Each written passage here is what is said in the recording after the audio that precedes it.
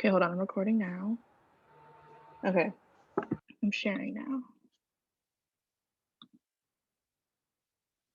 Share. There we go. All right, here we go. Okay.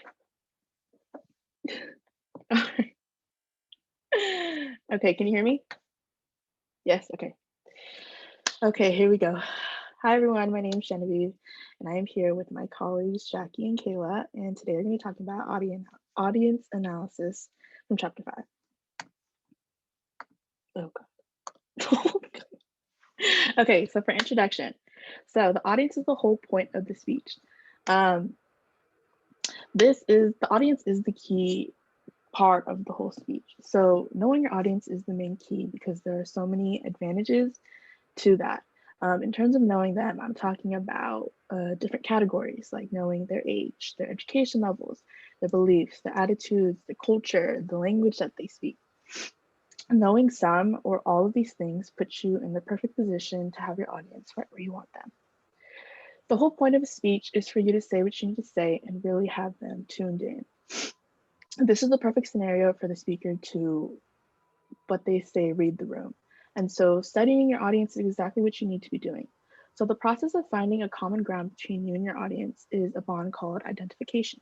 And identification only works both ways. It is never one-sided.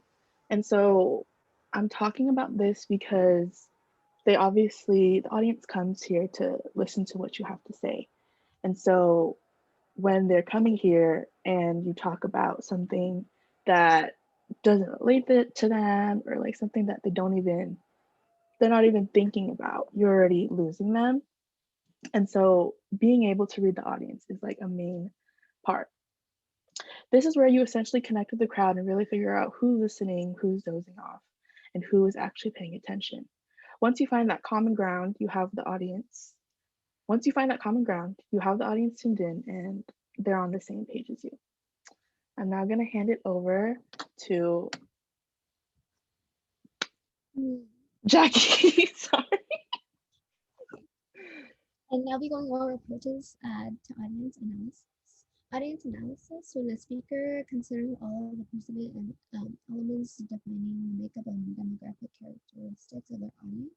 Like Jen was saying, looking at their race, income, gender, um, ethnicity, etc. This is, like Jen was saying, it is amazing to have prepared before your speech or during your speech so you're aware of the factors compromising your specific audience.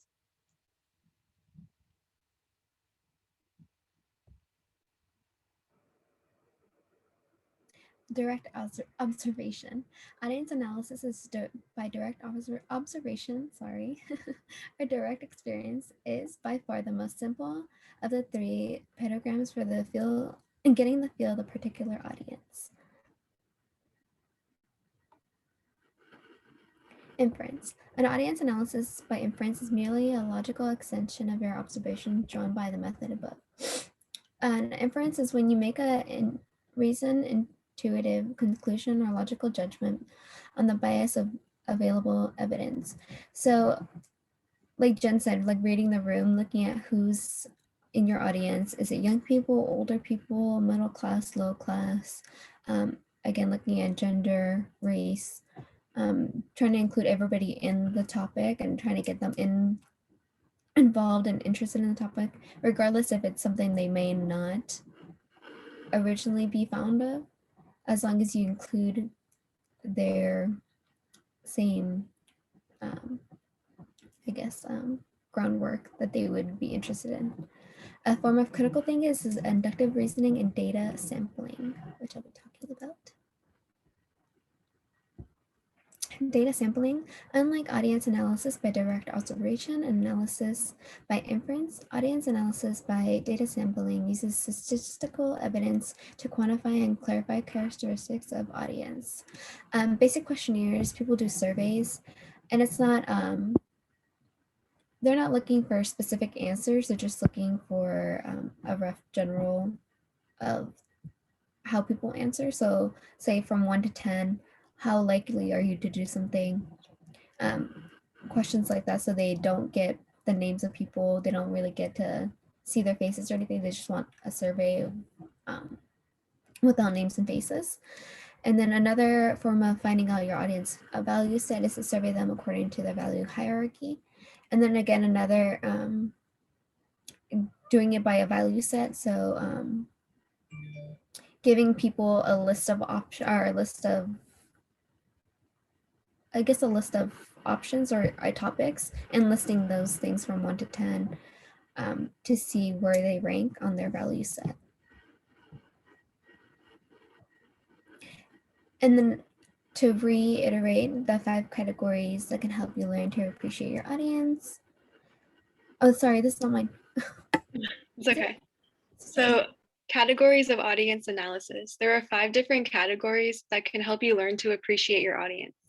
These categories are situational, demographic, psychological, multicultural, and interest and knowledge.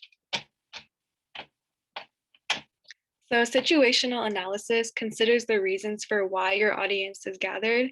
You should ask the questions when writing your speech, like, are they willingly here? Have they paid money to hear you speak, or are they forced to be here? The tone and agenda of your speech is solely based upon whether your audience wants to be there or not. Consider that there are 3 types of audiences: captive, which are people who want to be there, which are people who are forced to be there; voluntary, which are people who want to be there; and hybrid captive voluntary. When speaking to a hybrid captive voluntary audience, you can use the opportunity to inform, persuade, and humor them.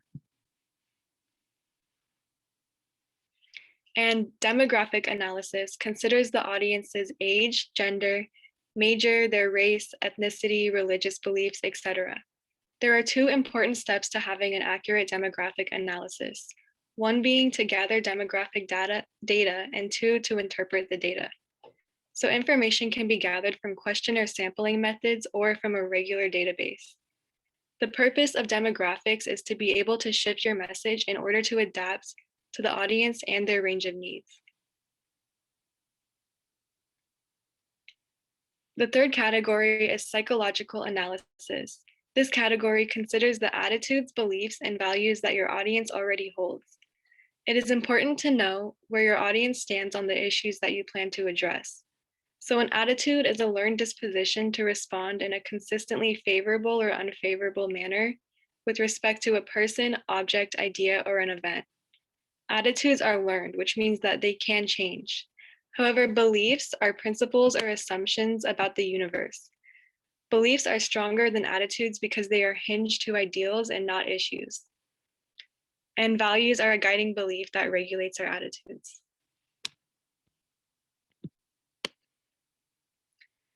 Multicultural analysis considers that you will be speaking to a multicultural dimension. As a speaker, you must recognize that your audience may have a different perspective than you on any given topic. It is important to become a culturally effective speaker.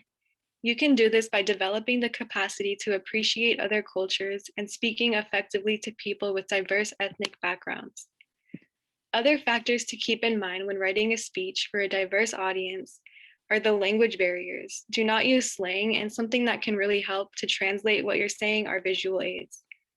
There's also cognition differences. So different cultures have different ways of looking at the concept of logic itself. So you can engage your audience with their diverse ways of thinking and be sensitive to differing logics. There's also something called ethnocentricity. To avoid this, do not assume that your culture is dominant or better than others. There are also value differences, so keep in mind that you are appealing to value hierarchies that are socially laden and as well as those that are individually born. And lastly, there are different communication styles. Some cultures prefer a more animated delivery. And the last category is interest and knowledge analysis. So this category considers the interest and prior knowledge that your audience has about your topic.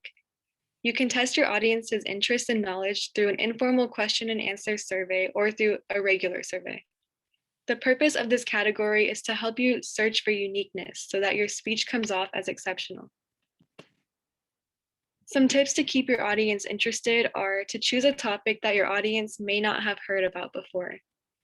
You can also speak to the audience confidently, know and fully understand the information that you are presenting. And lastly, try and be a resource for your audience. All right, so back to me. So we just talked about different approaches to audience analysis and the different types of analysis.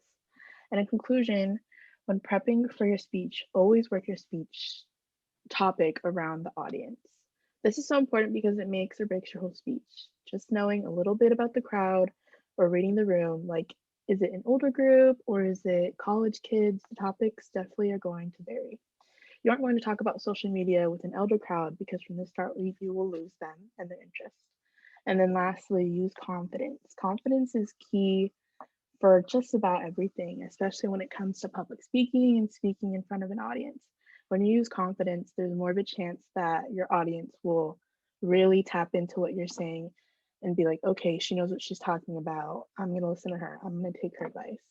And so confidence is key.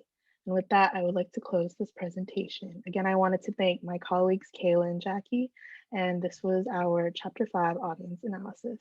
Thank you. Oh my God, how do I stop it? I think there should be I stopped the recording over there.